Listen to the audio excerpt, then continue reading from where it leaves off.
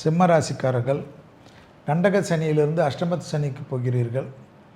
கண்டிப்பாக சிம்ம ராசிக்காரர்கள் காலஸ்திரி செல்வது, செவ்வாய் கிழமையில் மாதத்தில் ஒரு தடவை துர்க்கை கவசம் சொல்வது கேட்பது யோக பலத்தை பெற்றுத்தரும். தனிப்பட்ட செல்வாக்கு கூடும். எதிர்பார்க்காத இடத்துலேருந்து நல்ல செய்தி வரும். அதே சமயம் தொழில், உத்தியோகம், வியாபாரம், படிப்பு சம்பந்தப்பட்ட விஷயத்தில் 24 வயதை கடந்த சிம்மராசிக்காரர்கள் கண்டிப்பாக உழைப்பது பெரிய கவனமாக இருக்க வேண்டும்.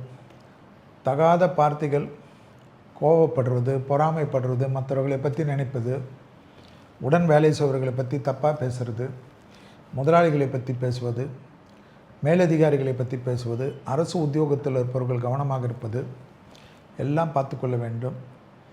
கண்டிப்பாக சிம்மராசிக்காரர்களுக்கு உணர்ச்சி வசப்பட்டு பெரிய அளவுக்கு நல்ல காலத்தை உங்களுக்கு ஆதரவாக இருந்தவர்களை நீங்களாகவே விலக்கி வைப்பது, இல்லை என்றால் அவர்கள் உங்களை பாராமுகமாக பார்த்து நமக்கு இந்த சகவாசமே வேண்டாம் என்று விலகிக் கொள்வதெல்லாம் ஏற்படும்.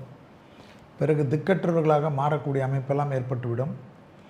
எல்லாரிடத்திலும் சாதாரண வேலைக்காரர்களிடத்திலிருந்து குடும்பம் வரைக்கும் வெள்ளைக்கொடி காட்டுவது சிம்மத்துக்கு முக்கியம். மன அழுத்தம் ஏற்பட்டுவிடும்.